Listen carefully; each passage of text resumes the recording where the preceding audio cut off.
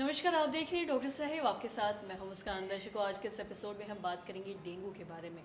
हम देख रहे हैं कि अक्सर डेंगू के जो मरीज़ हैं वो लगातार बढ़ते ही जा रहे हैं और लोगों को ये समझ नहीं आ पा रहा कि किन कारणों से हो रहा है और साथ ही साथ क्या कुछ बचाव करें। आज जिससे पे हम खास बातचीत करेंगे और तमाम जानकारी लेंगे। इसमें बातचीत करने के लिए आज हमारे साथ मौजूद है डॉक्टर खालिद हुसैन। आपको बता दें कि बिहार के जाने माने इंटरनल मेडिसिन और साथ ही साथ डायबिटोलॉजिस्ट हैं। सर नमस्कार, बहुत बहुत स्वागत है आपका। Thank you so much. Sir मैं आपसे जानना चाहूँगी, हम देख रहे हैं डेंगू के पेशेंट हर साल बहुत ज़्यादा होते हैं और इसका जो तादाद है वो लगातार बढ़ते ही जा रहा है।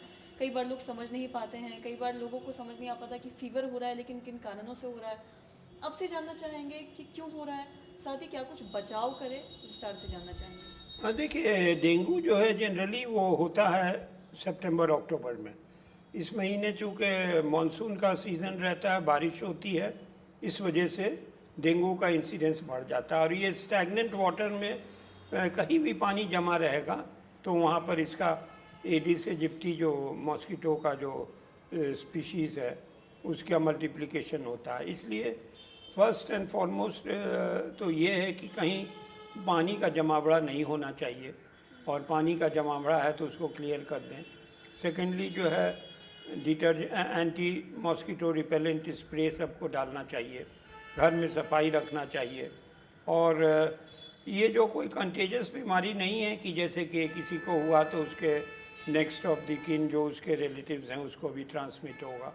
ये जो है जनरली मॉस्किटो बाइट से होता है। अगर वो मॉस्किटो बाइट से किसी को हुआ and same mosquito bytes another person तब ये हो सकता है, मगर जनरली इसका कोई कंटेजियस डिजीज़ नहीं है। रह गया 4 स्ट्रेन होता है डेंगू का, dengue 1, dengue 2, DEN1, DE2, DN2, DEN3 and DEN4। तो ये चारों स्ट्रेन जो है सबसे कॉमनेस्ट DEN1 होता है क्योंकि 50% केसेस में होता है।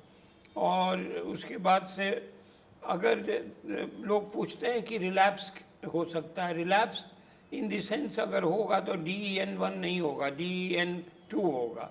जनरली जिस स्ट्रेन से हो गया जनरली दोबारा नहीं होता है। और उसके बाद से जो है ये मेजॉरिटी ऑफ द केसेस सितंबर अक्टूबर में हाईएस्ट लेवल रहता है। उसके बाद से इट जनरली नहीं पाया जाता है। ये डिफरेंट कंट्रीज़ में पाया जाता है, अफ्रीका हो, मिडल ईस्ट हो और अमेरिका हो, हर जगह इसका जो है पाया गया है। और साथ ही सर मैं आपसे ये जानना चाहूँगी, अगर छोटे बच्चों की बात करें जो 5 साल से कम है या जो शिशु बच्चे हैं, नवजात बच्चे हैं, क्या उनमें डेंगू हो सकता है, खासकर नवजात बच्चों की अगर बारे में बात करें तो? हाँ, डेंगू तो किसी एज में हो सकता है, कोई उसका रिस्ट्रिक्शन नहीं है, वो किसी एज में भी होता है। कितना डेंजरस हो सकता है अगर किसी नवजात बच्चे में अगर डेंगू हो जाता है? देखिए डेंजरस तो उस वक्त होगा अगर करेक्टली ट्रीट नहीं किया गया और उसके बाद से जो है चाहे बच्चे हों या बड़े हों, तो अगर ट्रीटमेंट हो गया तो फिर तो कोई उसमें डर है नहीं। इसका कोई स्पेसिफिक ट्रीटमेंट नहीं है। आप पैरासीटामोल दीजिए, वाइटामिन दीजिए और हाइड्रेशन कीजिए। और प्लेटलेट्स के लिए आपको अगर प्लेटलेट्स गिर रहा है तब डेंजर है, अगर प्लेटलेट्स लेस देन 15,000 हो जाता है तब डेंजर है। मगर उसके पहले जनरली 90% केस में सेल्फ लिमिटिंग डिजीज़ है, 2 to 7 डेज़ में वो हो जाता है रिकवरी। बट उसके बाद वीकनेस बहुत रहता और ये सिम्टम्स में बोन ब्रेकिंग फीवर है, बहुत दर्द होता और very high spike of fever और उसके बाद से स्किन रैशेस हो सकता है and then the feeling of being unwell. तो इसका ट्रीटमेंट जो है अगर ये प्रोग्रेस कर गया अक्यूट हेमरेजिक डेंगू फीवर तो फिर प्रॉब्लम होगा। Generally if it is treated on time there is no problem.